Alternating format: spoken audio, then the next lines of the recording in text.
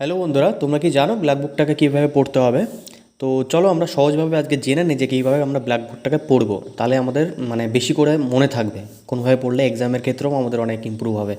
তো ব্ল্যাক বুকটা পড়ার সহজ উপায় বলতে গেলে দেখো, এইখানটায় তোমরা যে ইন্ডেক্সটা রয়েছে সেখানে দেখতে পারবে সেকশন 1, সেকশন 2, সেকশন 3 রয়েছে।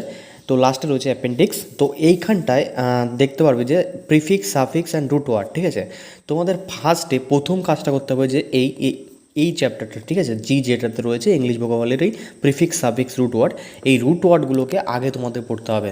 ঠিক আছে, তা রুট ওয়ার্ডগুলো যদি পড়ো তাহলে তোমাদের বেশিরভাগ ভোকাবুলারিগুলো আগে থেকে হয়ে যাবে। তারপরে কী করবে, সেকশন 1-এ চলে আসবে।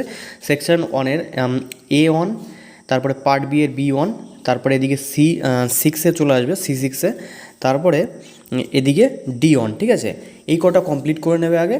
তারপরে তোমরা এখানটায় দেখবে A2-তে 200 মোস্ট রিপিটেড OWS রয়েছে, যেগুলোতে মোস্ট রিপিটেড কোশ্চেন রয়েছে B2, তারপরে এখানে রয়েছে C3, তারপরে C7 রয়েছে।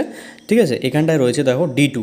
এই কটা কমপ্লিট করে নিলে তোমাদের মোটামুটি গ্রামারগুলো গ্রামার বলছি ভোকাবুলারিগুলো কমপ্লিট হয়ে যাবে। ঠিক আছে, C1 and 2 মোটামুটি তোমাদের এক্সামের জন্য প্রিপারেশন অনেকটাই ভালো হয়ে যাবে। ঠিক আছে, তারপরে সেকশন 3 আর সেকশন 2 তোমরা ফেজাল ভার্বের জন্য এই যে top 1000 vocabulary Hindu news paper থেকে দেওয়া আছে, এগুলো করতে পারো।